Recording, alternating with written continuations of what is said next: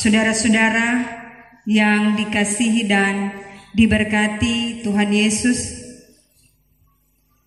sangat menyentuh hati pujian dari wanita kaum ibu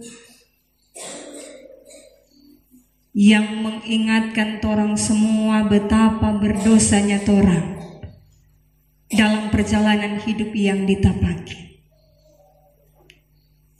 Tidak pernah lepas dari segala kesalahan, segala pelanggaran,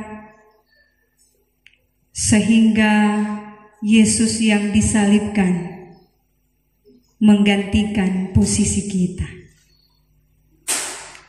Bersyukur orang semua ada di hari Minggu ini, di sepanjang minggu yang telah kita lewati bersama. Sakit disembuhkan, pergumulan-pergumulan hidup ada jalan. Terbukti torang ada, semua karena anugerah Tuhan. Karena itu tidak sia-sia torang yang beribadah memuliakan nama Tuhan di hari ini. Torang memakai kesempatan hidup yang Tuhan beri dengan mencari Tuhan, mengutamakan Tuhan. Hari esok tidak ada yang tahu. Tetapi ketika hari ini torang melakukan yang terbaik, maka esok hari juga akan menjadi hari yang baik bagi torang semua. Saudara-saudara yang dikasihi dan diberkati Tuhan, ada sebuah sekolah yang anak-anaknya akan mengikuti kegiatan wisata dan mereka menyewa sebuah bis. Ketika dalam perjalanan ada yang memutar sebuah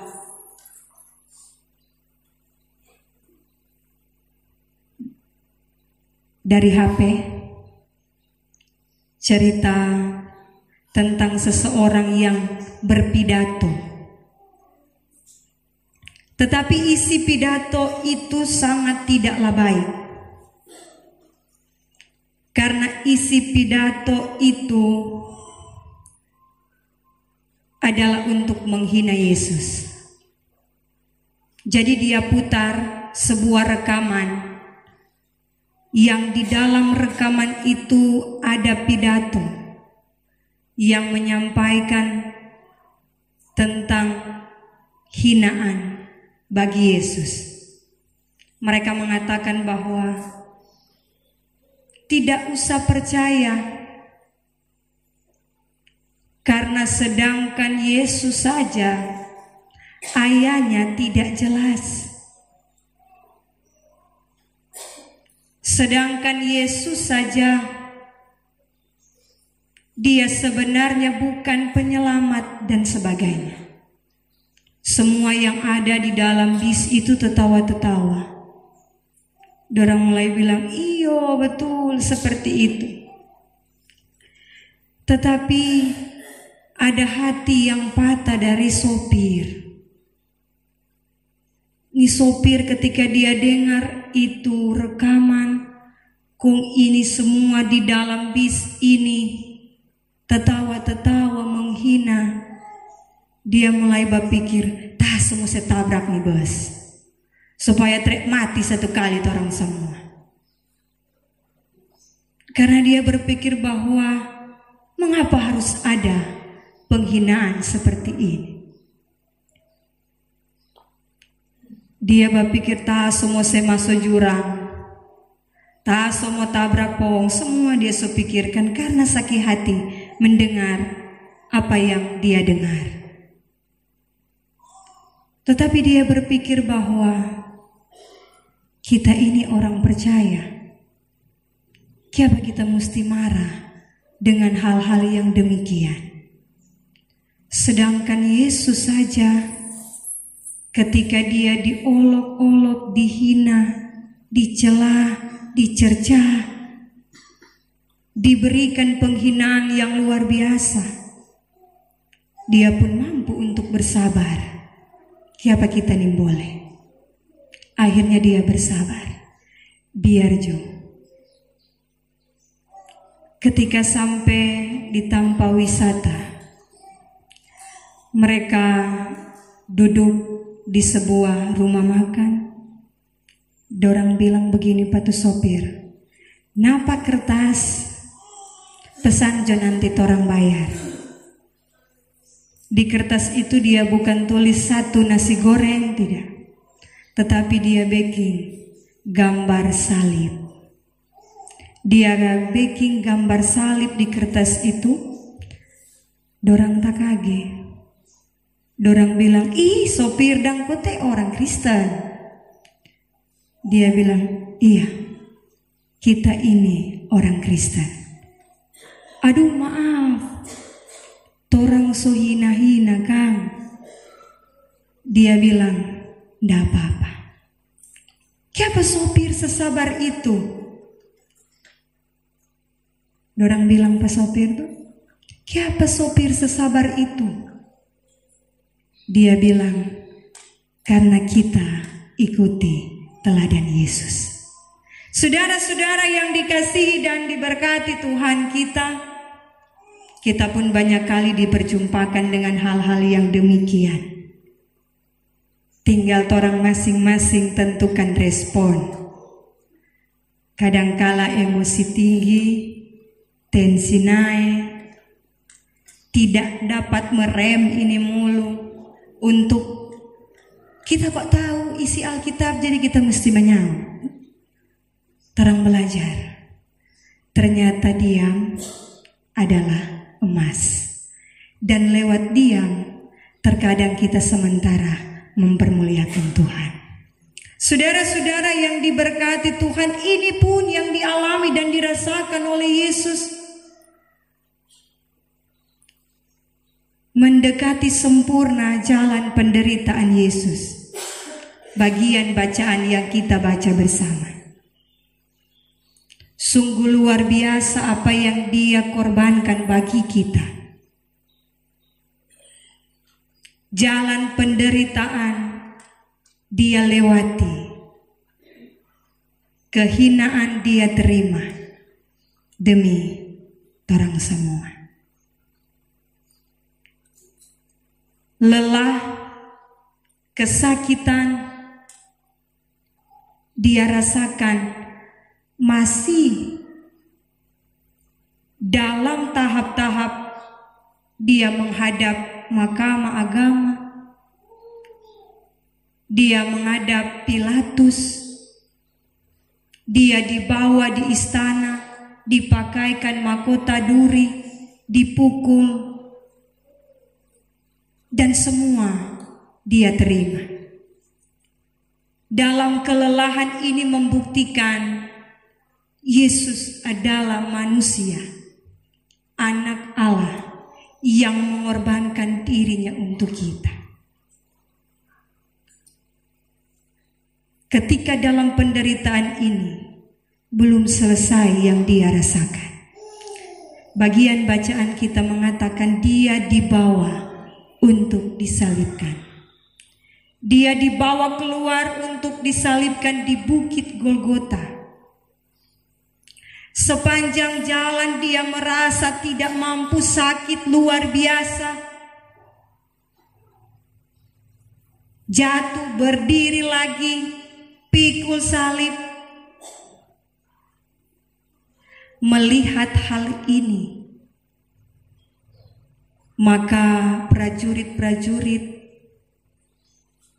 imam-imam, mereka berpikir bahwa sudah Dia yang pikul sampai di Golgota. Jangan komaling Dia masih di jalan kong somo mati, nyandak lengkap DP penderitaan.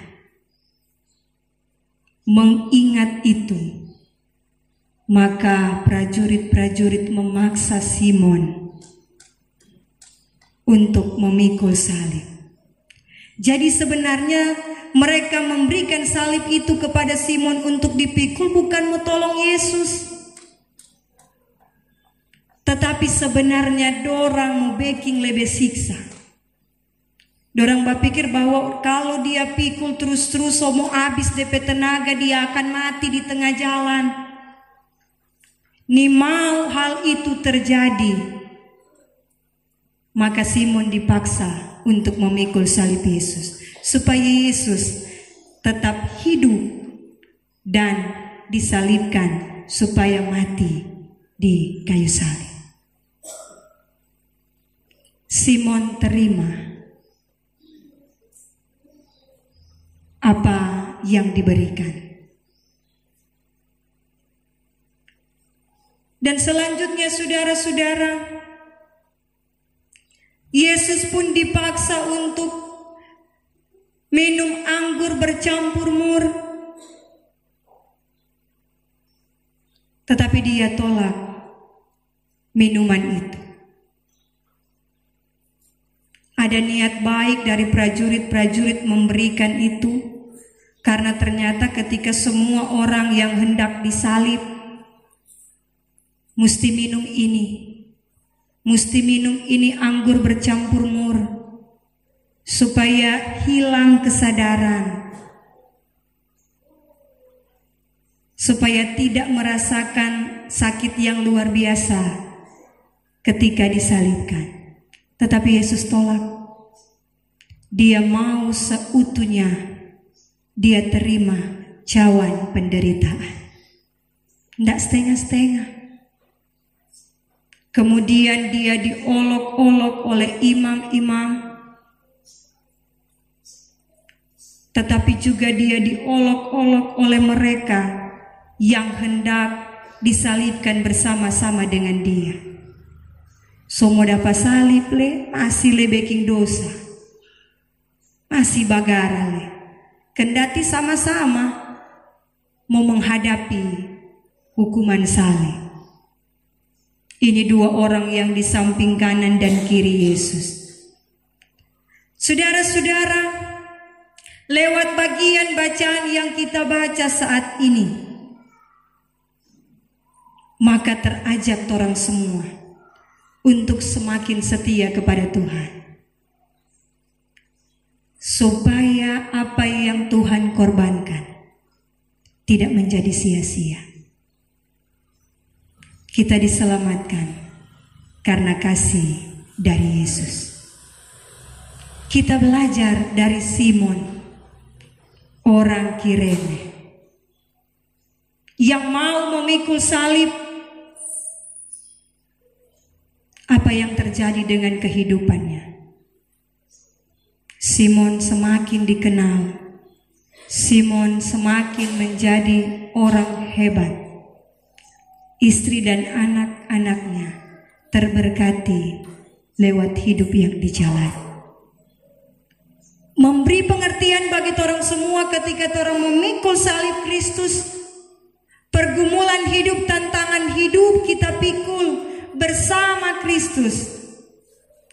Maka yang orang dapati adalah berkat. Belajar dari Yesus yang tidak mau meminum anggur campur mur, yang memberi arti bahwa ketika menghadapi tantangan hidup pergumulan, maka jangan setengah-setengah untuk menghadapi. Maju, jangan jaba mundur.